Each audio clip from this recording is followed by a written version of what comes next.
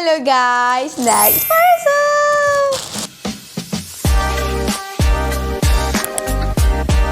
Kenapalah aku beli kecil-kecil.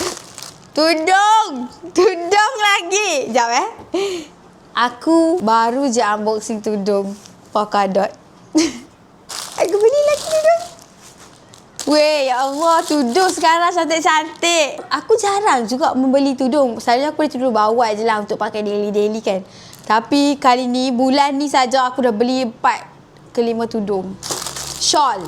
Semua cantik, kau tahu tak? Macam-macam trend barulah keluar. Trend aku. Wah, cantiknya kain dia. Oh my god. Aku in love lah kain macam ni.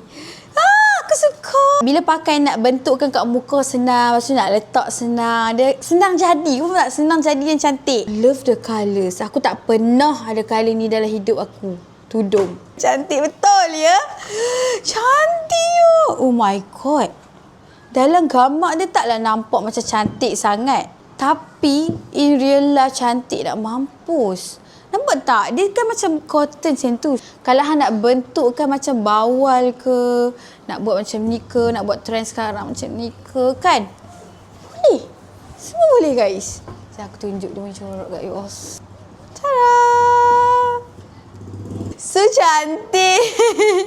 Sumpah lawa. Dalam material dia lawa, colour dia lawa, gambar dia lawa. Dia tak nampak awkward. Faham tak? Dia tak nampak tudung dia awkward. Dia nampak sangat cantik. Oh my god. Oh my god, you all belilah seorang satu. Cantik betul. Okay lah, tak nak buka. So macam biasa kalau hampa nak beli, boleh tekan dekat shopping bag kat sini. Belilah guys. Sumpah cantik. Oh my god. Sini kalau pakai dengan dress ke, pakai dengan cardigan ke, ya Allah cantik.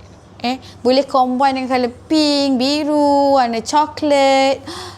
So pretty. Beli okey? Cantik. Jangan fikir beli je sebab murah.